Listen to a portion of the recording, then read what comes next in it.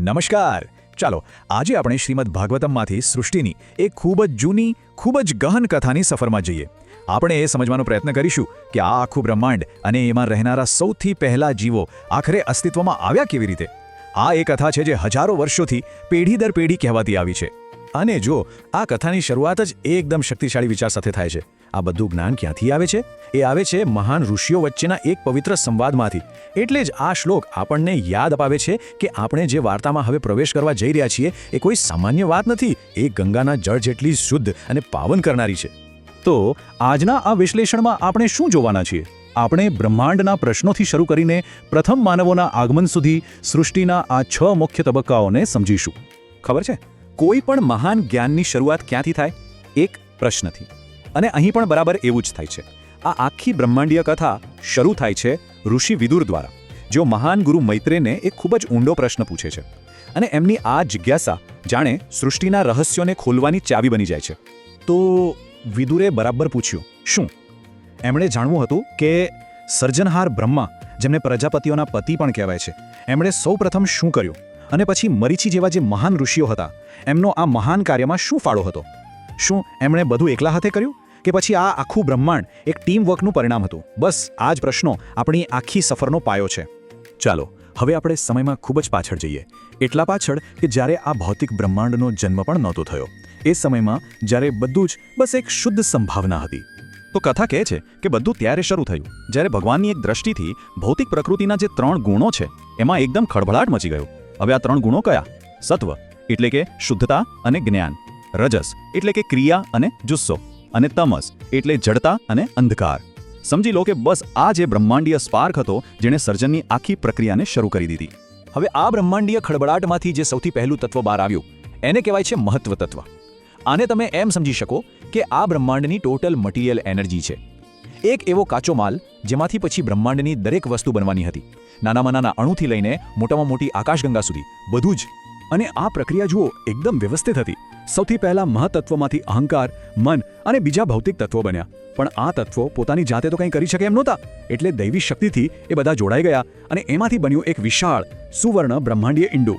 આ ઈંડું હજારો વર્ષો સુધી કારણભૂત સમુદ્રના પાણીમાં એમને પડ્યું રહ્યું. અને પછી એમાંથી ભગવાન વિષ્ણુ પ્રગટ થયા અને એમના જ નાભિકમળ પરથી જન્મ થયો બ્રહ્માંડના ચીફ આર્કિટેક્ટ બ્રહ્માજીનો. સારું, હવે અહીંથી વાર્તા એક ખૂબ જ રસપ્રદ વળાંક લે છે. તમે વિચારશો કે બ્રહ્માજીએ સર્જન શરૂ કર્યું તો સૌથી પહેલા દેવતાઓ કે એવા કોઈ પ્રકાશમય જીવો બનાવ્યા હશે, ખરું ને? પણ ના. આશ્ચર્યની વાત તો એ છે કે એમની સૌથી પહેલી રચનાઓ હતી અંધકારમય અને નકારાત્મક શક્તિઓ. બ્રહ્માજીએ સૌથી પહેલા પોતાની છાયામાંથી અજ્ઞાનના 5 સ્વરૂપો એટલે કે 5 આવરણો બનાવ્યા. આ 5 કવર કયા હતા? તામેશ્ર એટલે કે ક્રોધ, અંધતામેશ્ર એટલે મૃત્યુનો ભય, તમસ એટલે અજ્ઞાનતા, મોહ એટલે ભ્રમ, અને મહામોહ એટલે ભૌતિક વસ્તુઓની લાલસા. વિચાર કરો, આ બધી વસ્તુઓ અસ્તિત્વમાં આવનારી સૌથી પહેલી વસ્તુઓ હતી. કદાચ આ એ જ બતાવે છે કે જેવો જીવ આ ભૌતિક જગતમાં પ્રવેશે છે એ તરત જ આ અજ્ઞાનના આવરણોથી ઢંકાઈ જાય છે. હવે સ્વાભાવિક છે કે બ્રહ્માજી પોતાની આ પહેલી રચનાથી ખુશ નહોતા, આટલી અંધકારમય અને જડતાથી ભરેલી. એટલે એમણે એ શરીરનો ત્યાગ કરી દીધો. પણ જુઓ, સર્જનમાં કશું પણ નકામું નથી જતું. એમણે જે આ અંધકારમય સ્વરૂપ છોડી દીધું એમાંથી જન્મ થયો રાત્રિનો, અને એની સાથે જ આવ્યા ભૂખ અને તરસથી પીડાતા નવા જીવો. આ જે નવા જીવો હતા એમને આપણે યક્ષ અને રાક્ષસ તરીકે ઓળખીએ છીએ. અને લોકો એટલા ભૂખ્યા અને તરસ્યા હતા કે એમને બીજું કંઈ સૂઝ્યું જ નહીં. એ પોતાના જ સર્જનહાર બ્રહ્માજીને ખાવા માટે દોડ્યા. વિચાર તો કરો, બ્રહ્માજી તો ગભરાઈ ગયા અને એમણે ચીસ પાડીને વિનંતી કરી, અરે મને ના ખાશો, મારી રક્ષા કરો, તમે તો મારા સંતાનો છો. ચાલો હવે સર્જનના આગલા તબક્કામાં જઈએ. અહીંથી શરૂ થાય છે દેવતાઓ અને દાનવોની વાર્તા, જે પ્રકાશ અને અંધકાર વચ્ચેના એ શાશ્વત સંઘર્ષનો પાયો નાખે છે. પેલા ભયાનક અનુભવ પછી બ્રહ્માજીએ એમના શરીરના એકદમ તેજસ્વી અને પ્રકાશિત ભાગમાંથી દેવતાઓની રચના કરી. આ દેવો સત્વગુણથી ચમકી રહ્યા હતા અને એમણે તરત જ દિવસના તેજસ્વી સ્વરૂપ પર પોતાનો હક જમાવ્યો, જે સ્વાભાવિક રીતે પ્રકાશ અને જ્ઞાનનું પ્રતીક છે. અને પછી એનાથી બિલકુલ ઉલટું, બ્રહ્માજીએ એમના શરીરના નીચેના ભાગમાંથી અસુરોની રચના કરી, જે ભાગ વાસના અને જુસ્સા સાથે જોડાયેલો છે. અને દેવતાઓથી એકદમ વિપરીત, આ અસુરો જન્મતાની સાથે જ વાસનાથી ભરાઈ ગયા અને મૈથુન માટે સીધા એમના પિતા બ્રહ્માજી પાસે જ પહોંચી ગયા. હવે અસુરો તો બ્રહ્માજીની પાછળ પડ્યા, એટલે એમણે એક અત્યંત સુંદર સ્વરૂપ બનાવ્યું. એ હતું સંધ્યાકાળનું સ્વરૂપ. દિવસ અને રાતના મિલનની એક ક્ષણ, સંધ્યા, એ એટલી મોહક હતી કે વાસનામાં અંધ બનેલા અસુરો એને એક ખૂબસૂરત સ્ત્રી સમજી બેઠા. અને બસ એની સુંદરતા અને યુવાનીની પ્રશંસા કરતા કરતા એની પાછળ પડી ગયા.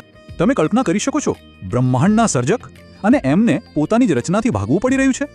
આ એ જ બતાવે છે કે વાસના અને જુસ્સો કેટલા શક્તિશાળી હોઈ શકે છે.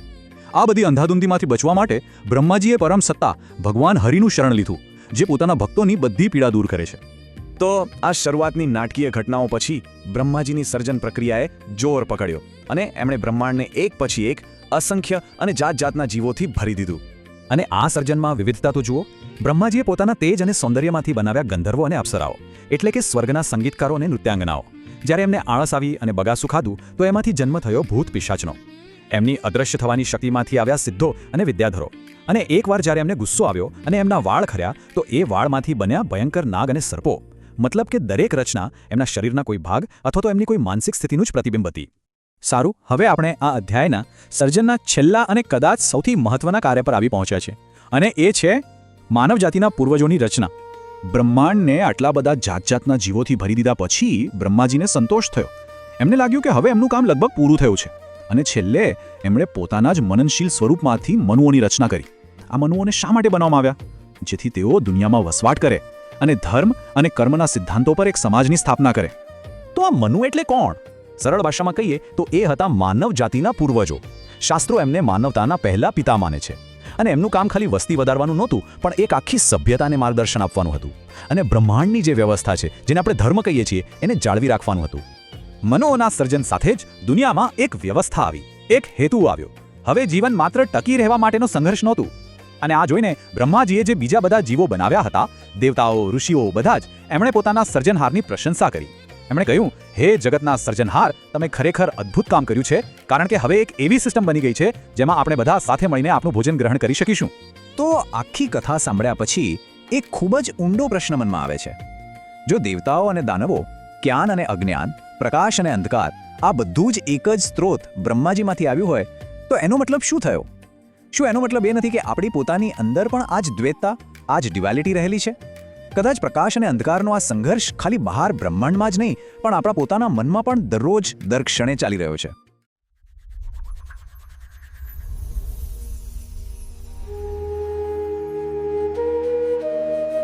એટલે આપણે સામાન્ય રીતે બ્રહ્માંડના સર્જન વિશે શું વિચારીએ? આપણા મનમાં કદાચ એવું જ ચિત્ર ઊભું થાય કે કોઈ મહાન એન્જિનિયર હોય અથવા કોઈ આર્કિટેક્ટ એકદમ શાંતિથી બેસીને કોઈ સુંદર બ્લુપ્રિન્ટ બનાવી રહ્યા છે. હા, મતલબ એકદમ પરફેક્ટ અને સુમેળભર્યું વાતાવરણ, ખરું ને? બિલકુલ.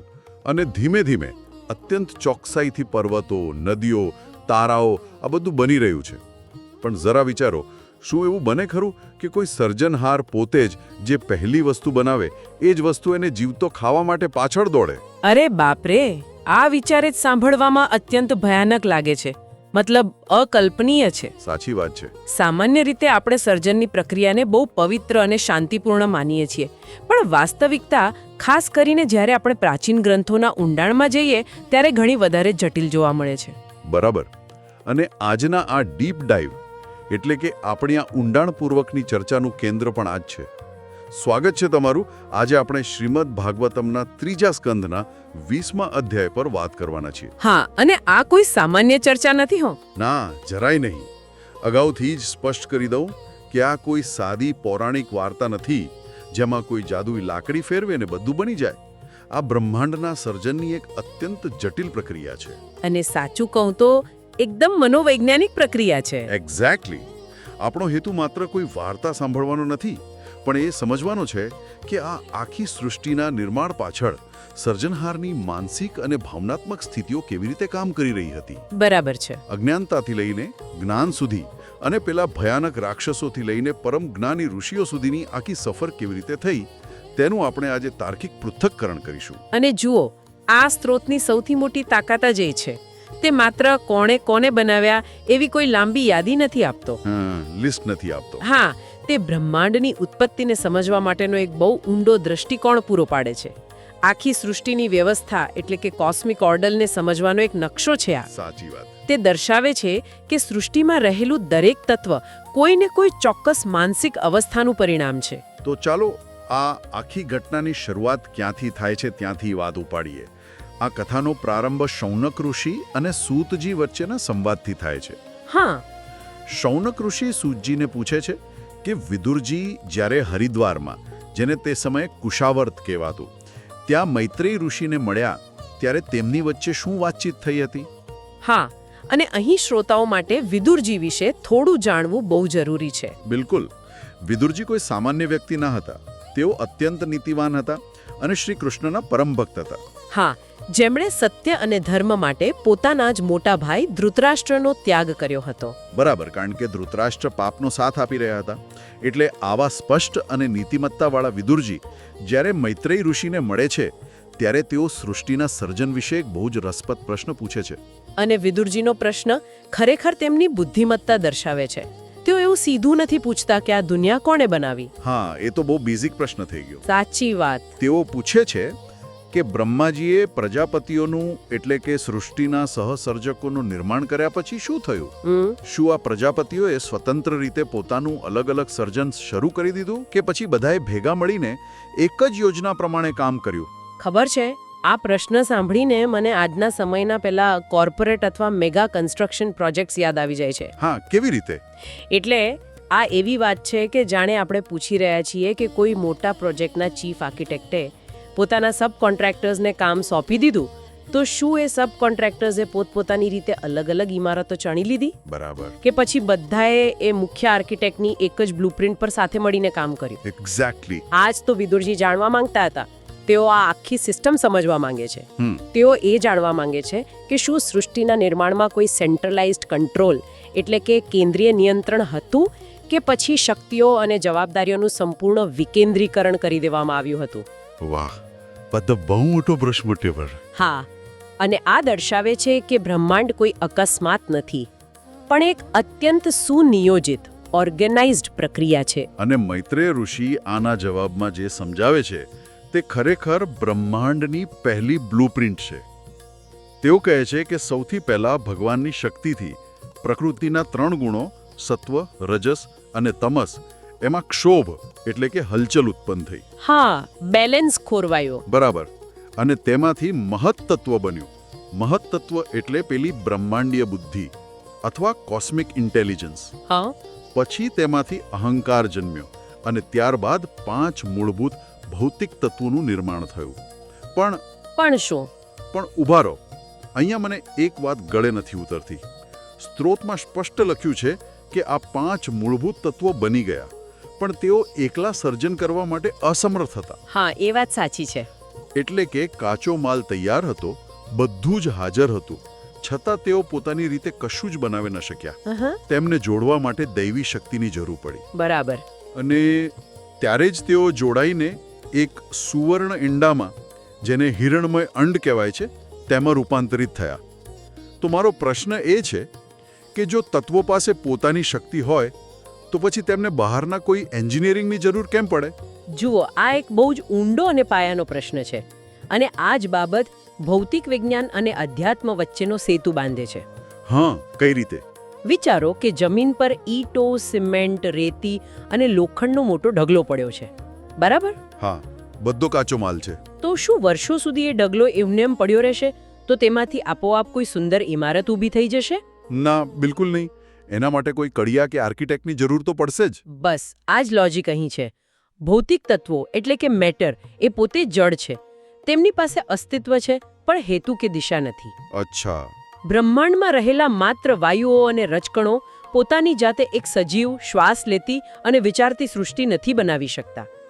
આ 5 તત્વોને એક ચોક્કસ ક્રમમાં ગોઠવવા માટે, તેમને આકાર આપવા માટે ચેતના એટલે કે કોન્શિયસનેસની જરૂર પડે છે. ઓ, એટલે પેલા આર્કિટેક્ટની જેમ હા. આ દૈવી ચેતના જ તેમને એકબીજા સાથે જોડે છે. અને આ જ કારણસર તે સુવર્ણ ઈંડું 1000 વર્ષ સુધી કારણજળ પર તરતું રહ્યું. 1000 વર્ષ સુધી? હા, તે સમયગાળો એ તત્વોના પરિપક્વ થવાનો સમય હતો. અને ત્યારબાદ ભગવાનની નાભીમાંથી એક કમળ પ્રગટ થયું, જેના પર બ્રહ્માજી સ્વયં બિરાજમાન થયા અને તેમણે સર્જનની કમાન પોતાના હાથમાં લીધી. અને હવે અહીંથી કથામાં જે વળાંક આવે છે તે ખરેખર ચોંકાવનારો છે. સાવ સાચી વાત. જુઓ, બ્રહ્માજી કમળ પર બિરાજમાન છે, તેમની પાસે સર્જન કરવાની શક્તિ છે. કોઈ પણ એમ જ વિચારે કે તેઓ સૌથી પહેલા પ્રકાશ, દેવતાઓ અથવા કોઈ સુંદર વસ્તુનું નિર્માણ કરશે. એ જ લોજિકલ લાગે. પણ ના, બ્રહ્માજી સૌથી પહેલું સર્જન કયું કરે છે ખબર છે? અજ્ઞાનતાનું. હા, આ બહુ આશ્ચર્યજનક છે. તેઓ પોતાની છાયામાંથી 5 પ્રકારની અવિદ્યા સર્જે છે: તામેસ્ત્ર, અંધતામિસ્ત્ર, તમ, મોહ અને મહાતમ. આ વાત પચાવી છોડી અઘડી છે. કેમ? અરે જો બ્રહ્માજી સ્વયં પ્રકાશમાન અને દૈવી છે, તો પછી તેમનામાંથી સર્વપ્રથમ અજ્ઞાનતા કેમ પ્રગટી? આ તો મોટો વિરોધાભાસ લાગે છે. દેખીતી રીતે આ વિરોધાભાસ લાગે, પણ શ્રુતિના નિર્માણના તર્ક પ્રમાણે આ એકદમ અનિવાર્ય પગલું છે. અવિદ્યા અનિવાર્ય છે? હા, જો સર્જન કરવા માટે સૌથી પહેલા એક ખાલીપણાની, એક બ્લેન્ક કેનવાસની જરૂર પડે છે. ઓકે. અજ્ઞાનતા એ બીજું કંઈ જ નથી, પણ જ્ઞાનનો અભાવ છે. એક એવો અંધકાર જ્યાં હજુ સુધી કોઈ સ્પષ્ટતા નથી. બરાબર છે. જો બધે જ પહેલેથી પૂર્ણ પ્રકાશ અને પૂર્ણ જ્ઞાન હોય તો પછી નવા સર્જનની જરૂર જ ક્યાં રહે? ઓહ, આ બહુ ડીપ પોઈન્ટ છે. હા, આ 5 પ્રકારની અવિદ્યા વાસ્તવમાં અલગ અલગ પ્રકારના મોહ, ક્રોધ અને અંધકાર છે, જે ચેતનાને ઢાંકી દે છે. જીવને પોતાની જાતને અલગ સમજવા માટે અને આ ભૌતિક દુનિયામાં રમવા માટે આ અજ્ઞાનતાનું આવરણ જરૂરી છે. છતાં સ્રોત કહે છે કે બ્રહ્માજીને પોતાને જ આ તામસી સર્જન ગમ્યું નહીં. હા, તેમને સંતોષ ન થયો. તેમને પોતાને આ અંધકાર ગમ્યો નહીં, એટલે તેમણે તે અજ્ઞાનતાવાળા શરીરનો ત્યાગ કરી દીધો. અને જે શરીર તેમણે છોડ્યું તે રાત્રિ બની ગયું. પણ આ રાત્રિરૂપી શરીરમાંથી જે જન્મે છે તે કથાનો સૌથી ભયાનક હિસ્સો છે.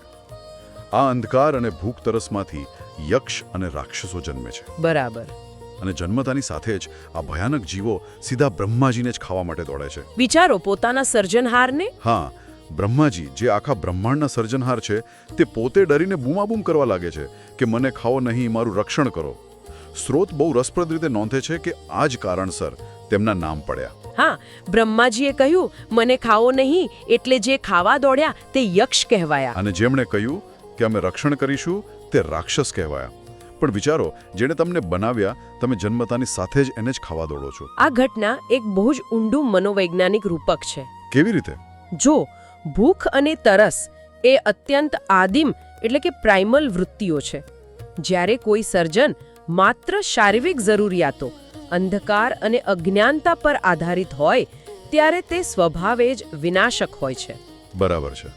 તેને એ વાતનું ભાન નથી હોતું કે તેનો સર્જનહાર કોણ છે. તે પોતાના જ મૂળને, પોતાના જ અસ્તિત્વના કારણને ખતમ કરવા માંગે છે. ખબર છે, આ સાંભળીને મને આધુનિક સાયન્સ ફિક્શન હોરર ફિલ્મો યાદ આવી ગઈ. પેલી આર્ટિફિશિયલ ઇન્ટેલિજન્સ વાળી. હા, જ્યાં કોઈ મહાન વૈજ્ઞાનિક અત્યંત ઉત્સાહમાં આવીને એક અત્યાધુનિક AI રોબોટ બનાવે, પણ એ રોબોટમાં લાગણીઓ કે નૈતિકતા ન હોવાથી એ રોબોટ પહેલો હુમલો એના નિર્માતા પર જ કરે. એક્ઝેક્ટલી. ફ્રેન્કેનસ્ટાઇન જેવી જ વાત છે આ. બિલકુલ. આપણે અત્યારે આધુનિક ફિક્શનમાં જે જોઈએ છીએ તે આ ગ્રંથોમાં હજારો વર્ષો પહેલા લખાયેલું છે. અનિચ્છનીય પરિણામો એટલે કે અનઇન્ટેન્ડેડ કોન્સિક્વન્સીસનો સૌથી મોટો દાખલો છે. બિલકુલ સાચી વાત છે. પણ સૃષ્ટિમાં સંતુલન પણ જરૂરી છે ને. આ ભયાનક અનુભવો પછી બ્રહ્માજી પોતાના પ્રકાશમાન સ્વરૂપમાંથી દેવતાઓ બનાવે છે. હા, અને તે છોડેલું સ્વરૂપ દિવસ બને છે. અંધકાર પછી પ્રકાશ. પરંતુ બ્રહ્માજીની કસોટી અહીં પૂરી નથી થતી. ના ભાઈ, કસોટી તો હજુ શરૂ થઈ છે. અને હવે જે સમસ્યા ઊભી થાય છે તે તો અગાઉ કરતાં પણ વધારે વિચિત્ર છે. સ્રોતમાં સ્પષ્ટ લખવામાં આવ્યું છે કે દિવસના નિર્માણ પછી બ્રહ્માજીના જગન એટલે કે નિતંબ ભાગમાંથી અત્યંત કામાતુર અસુરો ઉત્પન્ન થાય છે. આ અસુરો એટલે હદે વાસનાથી ભરેલા હોય છે કે તેઓ ખુદ બ્રહ્માજી સાથે જ મૈથુન કરવાની ઈચ્છાથી તેમની પાછળ દોડે છે.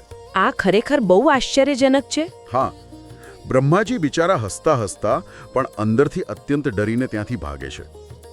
હું ખરેખર વિચારમાં પડી ગયો છું કે એક પવિત્ર ગ્રંથમાં આટલું સીધું અને થોડું અજુગતું લાગતું વર્ણન કેમ છે.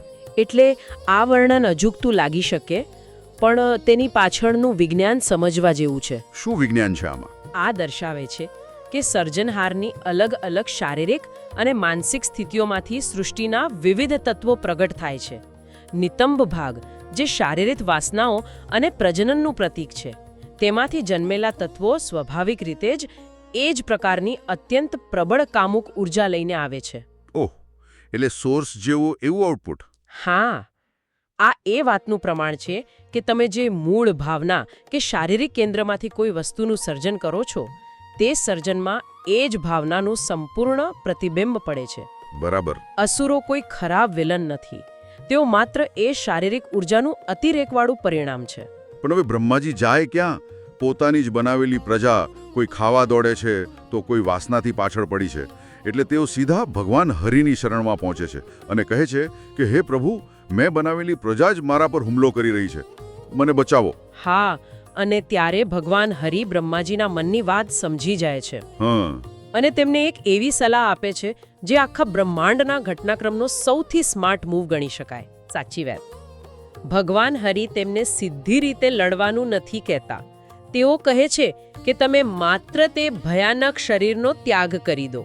અને જેવું બ્રહ્માજી એ શરીર છોડે છે ત્યારે એક અદ્ભુત ઘટના ઘટે છે. તે છોડેલું શરીર એક અત્યંત સુંદર સ્ત્રીનું રૂપ ધારણ કરે છે, જેને આપણે સંધ્યા અથવા ટ્વિલાઇટ કહીએ છીએ. બરાબર. સ્રોતોમાં આ સંધ્યાનું વર્ણન એટલું વિગતવાર અને આકર્ષક છે કે જાણે કોઈ કવિતા હોય. એના પગ કમળ જેવા છે, આંખો નશો કરાવે તેવી છે, સુંદર વાળ છે અને તે કમળના ફૂલ સમાન દડો રમી રહી છે. અને પેલા અસુરોનું શું થયું? અરે, પેલા અસુરો જેઓ બ્રહ્માજીની પાછળ ગાંડા થઈને પડ્યા હતા, તેઓ આ સુંદર સ્ત્રીને જોઈને ત્યાં જ થંભી જાય છે. તેઓ મોહિત થઈ જાય છે. તેઓ બ્રહ્માજીને સંપૂર્ણપણે ભૂલી જ જાય છે અને સીધા સંધ્યા પાસે જઈને પૂછે છે કે તું કોણ છે? તારા આ રૂપથી તું અમને કેમ સતાવી રહી છે? વાહ! તેઓ એટલા ભ્રમમાં પડી જાય છે કે તેઓ સંધ્યાને જ અસલી સ્ત્રી સમજીને તેને અપનાવી લે છે અને આમ બ્રહ્માજીનો બચાવ થઈ જાય છે. આ આખી ઘટનાને માયા અથવા ભ્રમણાનું સર્વોત્તમ ઉદાહરણ કહી શકાય. હા, કઈ રીતે? જુઓ, અસુરોની નકારાત્મક ઉર્જા, તેમની વાસના એટલી પ્રબળ હતી કે તેને તર્કથી કે બળથી રોકી શકાય તેમ નહોતી. બરાબર છે. બળ પ્રયોગ ત્યાં કામ ન લાગે. તેને માત્ર ભટકાવી જ શકાય. અને સંધ્યા શું છે? સંધ્યા એ દિવસ અને રાત વચ્ચેનો સંધિકાળ છે. એવો સમય જ્યાં અજવાળું પણ નથી અને સંપૂર્ણ અંધકાર પણ નથી. હા, વસ્તુઓ સ્પષ્ટ નથી હોતી. બરાબર. આ સમય સ્વાભાવિક રીતે જ મોહ અને ભ્રમણા પેદા કરે છે. નકારાત્મક શક્તિઓને સીધી રીતે લડવા કરતાં તેમને ભ્રમિત કરીને તેમનો નાશ અથવા તેમને માર્ગ પરથી હટાવવા એ બ્રહ્માંડીય વ્યવસ્થાનો એક બહુ મોટો ભાગ છે. સાવ સાચી વાત. મને આ સાંભળીને લશ્કરી વ્યૂહરચનામાં વપરાતા ડિસ્ટ્રેક્શન ફ્લેર યાદ આવી ગયા. ઓ, પેલું ફાઇટર પ્લેનમાં હોય છે. હા, જ્યારે કોઈ ફાઇટર પ્લેન પર હીટ સીકિંગ મિસાઇલ છોડવામાં આવે, જે પ્લેનની ગરમીને પકડીને તેનો પીછો કરતી હોય, ત્યારે પાયલટ પ્લેનમાંથી અત્યંત ગરમ જ્વાળાઓ અથવા ફ્લેર્સ છોડે છે. મિસાઇલ પ્લેનનું મૂળ લક્ષ્ય ભૂલી જાય છે અને પેલી વધારે ગરમ જ્વાળાઓ પાછળ જતી રહે છે અને પ્લેન સુરક્ષિત રીતે નીકળી જાય છે. શું વાત છે! અહીંયા બ્રહ્માજીએ છોડેલું સંધ્યાનું રૂપ એ અસુરોની નકારાત્મક અને વાસનાયુક્ત ઉર્જાને ભટકાવવા માટેનું એક પરફેક્ટ બ્રહ્માંડીય ડિસ્ટ્રેક્શન હતું. આ ઉદાહરણ એકદમ સચોટ છે અને આ દર્શાવે છે કે ક્યારેક સમસ્યાઓનો સામનો સીધી રીતે કરવાને બદલે ઉર્જાનું રૂપાંતરણ કરવું વધુ અસરકારક હોય છે. બિલકુલ. હવે બ્રહ્માજી બચી તો ગયા, પણ સર્જનનું કામ તો અટક્યું નથી. હવે આપણે જોઈએ છીએ કે બ્રહ્માજીના અલગ અલગ મૂળ અને ભાવનાઓમાંથી કેવી કેવી વસ્તુઓ બને છે. હા, આ હિસ્સો બતાવે છે કે સર્જનહારનું મન કેટલું ચંચળ હોઈ શકે છે. સાચી વાત. શરૂઆતમાં બ્રહ્માજી હળવા મૂળમાં છે. તેઓ હસતા હસતા પોતાની સુંદરતામાંથી ગંધર્વો અને અપ્સરાઓનું નિર્માણ કરે છે અને જે શરીર તેઓ છોડે છે તે ચાંદની એટલે કે મૂનલાઇટ બને છે. હા, આ બધું બહુ રોમેન્ટિક, કલાત્મક અને શાંત લાગે છે. પણ તરત જ ગિયર બદલાય છે. બ્રહ્માજીને થાક અને આળસ આવે છે. તેઓ બગાસા ખાય છે અને નવાઈની વાત જુઓ, આ આળસ અને બગાસામાંથી ભૂત અને પિશાચોનું સર્જન થાય છે. અહીંયા ફરી પાછો મને પ્રશ્ન થાય છે, બગાસું આવવું એ તો એક સામાન્ય શારીરિક ક્રિયા છે, એમાંથી ભૂત પિશાચ જેવા ડરાવનારા જીવો કેમ બન્યા? આ જોડાણ બહુ ઊંડો મનોવૈજ્ઞાનિક અર્થ ધરાવે છે. બગાસું આવવું એ માત્ર શારીરિક ક્રિયા નથી, તે નિદ્રા અને આળસનું એટલે કે ચેતનાના નીચે જવાનું પ્રતીક છે. ચેતનાનું નીચે જવું? હા, જ્યારે બ્રહ્માજી, જે સ્વયં કોસ્મિક માઇન્ડ છે, તે બગાસું ખાય છે ત્યારે તેમની ચેતના જાગૃત અવસ્થામાંથી ધીમે ધીમે સૂક્ષ્મ અને અચેતન એટલે કે સબકોન્શિયસ અવસ્થામાં સરકે છે. ઓ સમજાયું. તમે નોંધ્યું હશે કે માણસ જ્યારે અડધી ઊંઘમાં હોય અથવા અત્યંત થાકેલો હોય ત્યારે તેના મનમાં નકારાત્મક વિચારો કે ડરાવણા સપના જલ્દી આવે છે. હા, એવું બને છે ખરું. અચેતન મન પર જ્યારે આપણું નિયંત્રણ છૂટી જાય ત્યારે આપણી અંદર રહેલા ડર, અસુરક્ષા અને દબાયેલી લાગણીઓ આકાર લેવા માંડે છે. ભૂત પિશાચ એ બીજું કંઈ નહીં પણ આપણી આળસ અને અચેતન મનની પેદાશ છે. બરાબર.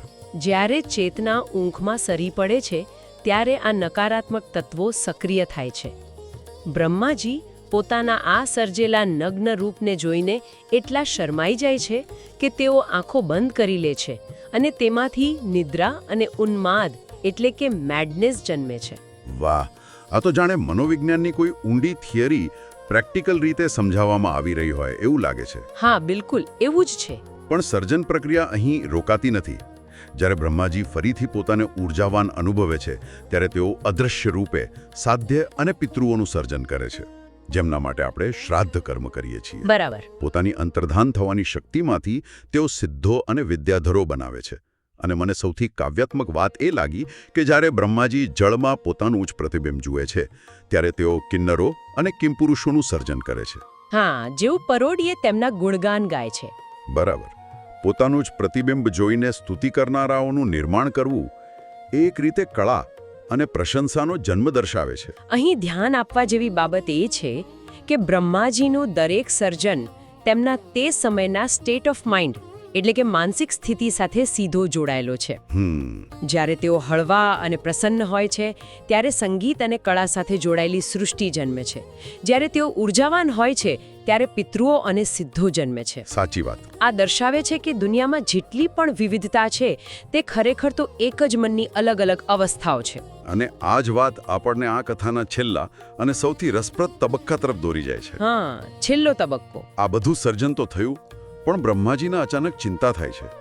તેમને લાગે છે કે ભાઈ આટલું બધું કર્યું, સમય પસાર થઈ રહ્યો છે, પણ સૃષ્ટિનો જેટલો વિકાસ થવો જોઈએ તેટલો તો થઈ જ નથી રહ્યો.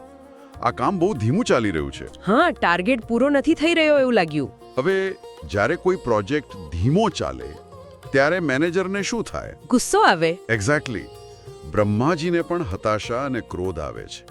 આ ક્રોધમાં તેઓ પોતાના શરીરને ખેંચે છે અને સ્રોત પ્રમાણે તે ખેંચાણમાં તેમના જે વાળ ખરે છે તે સાપ બની જાય છે. ઓ બાપરે. અને તેમનું શરીર ભયાનક નાગ બને છે. આ એક અત્યંત શક્તિશાળી પણ ભયાનક દ્રશ્ય છે. જુઓ, ક્રોધ અને હતાશા હંમેશા ઝેરીલા જ હોય છે. જ્યારે સર્જનહાર હતાશ થાય છે ત્યારે તેમની એ નકારાત્મક ઊર્જા ભૌતિક સ્વરૂપ ધારણ કરે છે અને તેમાંથી ઝેરીલા સાપ જ જન્મે છે. બરાબર છે. આ રૂપક દર્શાવે છે કે કોઈ પણ સર્જનમાં જો હતાશા ભળે તો તે સૃષ્ટિમાં કેવી રીતે ઝહેર ભેળવી શકે છે. પણ તરત જ આ ક્રોધની અવસ્થામાંથી બહાર આવીને બ્રહ્માજી પોતાનું મન શાંત કરે છે. હા, બેલેન્સ પાછું લાવે છે. જ્યારે તો પોતાને કૃતકૃત્ય માને છે ત્યારે પોતાના મનમાંથી મનુઓનું સર્જન કરે છે. મનુઓ એટલે માનવોના પૂર્વજો. આ જોઈને પેલા અગાઉ સર્જાયેલા દેવો બહુ રાજી થઈ જાય છે. કેમ રાજી થઈ જાય? અરે, તેઓ પ્રશંસા કરે છે કે વાહ બ્રહ્માજી, બહુ સારું કામ કર્યું. હવે આ મનુષ્યો પૃથ્વી પર યજ્ઞ કરશે અને આપણને અન્ન અને બલિ મળશે.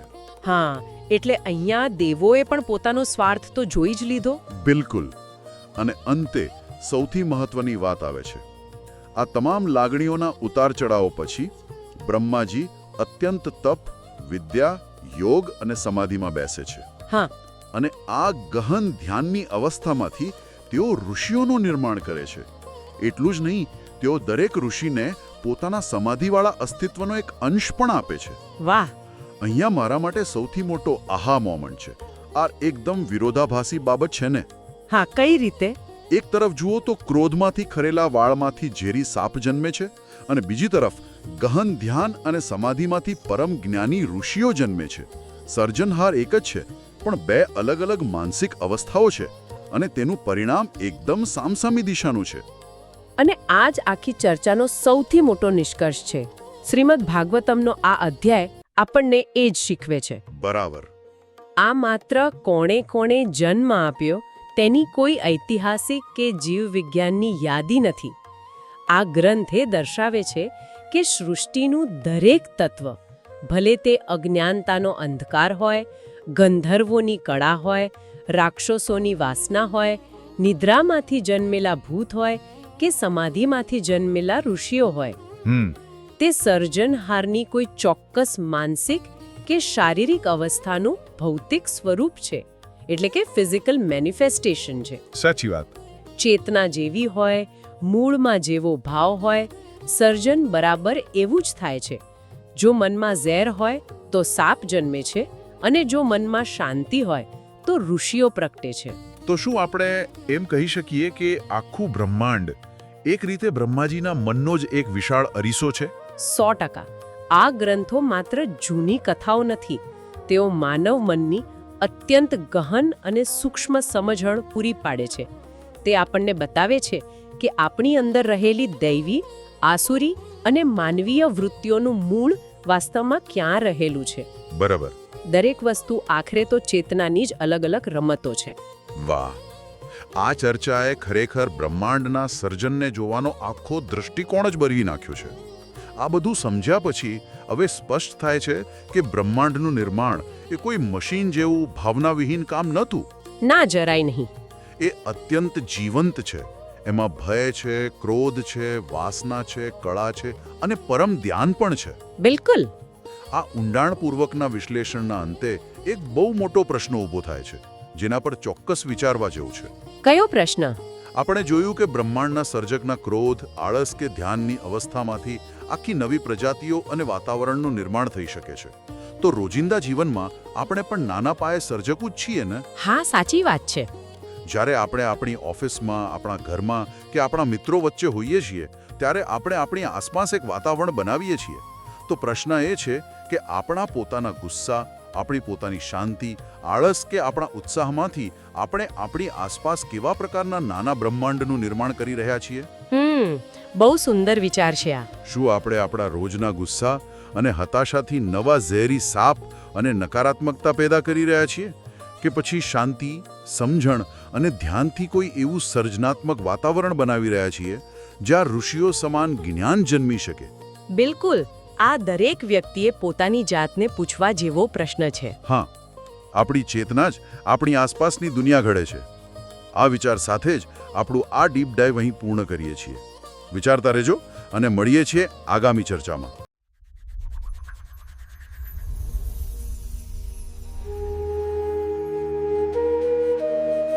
તો ચાલો સૃષ્ટિની એ વાર્તા સમજીએ જેની શરૂઆત એક ખૂબ જ સામાન્ય સવાલથી થઈ હતી.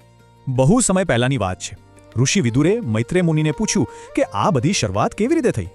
વિદુરને જાણવું હતું કે પહેલા સર્જક બ્રહ્માએ આખરે જીવન અને વ્યવસ્થા બનાવી કેવી રીતે. બ્રહ્માએ કામ શરૂ તો કર્યું, પણ એમની પહેલી જ રચના એ હતી અજ્ઞાનનું એક સ્વરૂપ. આ જોઈને એમણે એ રચનાનો ત્યાગ કર્યો, પણ એમાંથી જન્મ્યા અતૃપ્ત ભૂખવાળા જીવો. આ હતા યક્ષ અને રાક્ષસ, જે અંધકાર અને ભૂખમાંથી જ પેદા થયા હતા. ભૂખને લીધે એટલા બેબાકડા બન્યા કે પોતાના સર્જકને જ ખાવા દોડ્યા. આ પછી બ્રહ્માએ અસુરો બનાવ્યા, જે અત્યંત કામુક હતા અને બ્રહ્મા પાસે જ દોડી આવ્યા. પોતાની જ રચનાઓથી ડરીને બ્રહ્મા ભાગ્યા. હવે શું? હવે ફક્ત દૈવી મદદની જ આશા હતી, અને એમને કહેવામાં આવ્યું કે આ દૂષિત શરીર છોડી દો. બ્રહ્માએ તરત જ આજ્ઞાનું પાલન કર્યું. એમનું ત્યજેલું શરીર સંધ્યા નામની એક સુંદર સ્ત્રી બની ગયું. એના રૂપમાં ગજબનું આકર્ષણ હતું. અને નવાઈની વાત તો એ છે કે જે અસુરો બ્રહ્માની પાછળ હતા તે હવે સંધ્યા પર મોહિત થઈ ગયા. આનાથી બ્રહ્માને શાંતિ મળી, અને હવે શાંત મનથી તેઓ ફરીથી સર્જન કરવા માટે તૈયાર હતા. એમના અલગ અલગ ભાવોમાંથી નવી રચનાઓ થઈ, જેમ કે સૌંદર્ય, આળસ અને ગુસ્સામાંથી પણ. હવે બ્રહ્માને લાગ્યું કે એમનું કામ પૂરું થવા આવ્યું છે, એટલે એમણે એક છેલ્લી પણ ખાસ રચના કરી. આ હતા મનુ, એટલે કે માનવ જાતિના પૂર્વજો, જેમનું કામ પૃથ્વી પર વ્યવસ્થા સ્થાપિત કરવાનું હતું. માણસના આ ઉત્તમ સર્જનને જોઈને બાકીના બધા જીવોએ બ્રહ્માની ખૂબ પ્રશંસા કરી. મનુઓની રચના પછી જ બધી ક્રિયાઓ વ્યવસ્થિત થઈ અને સૃષ્ટિમાં શાંતિ સ્થપાઈ.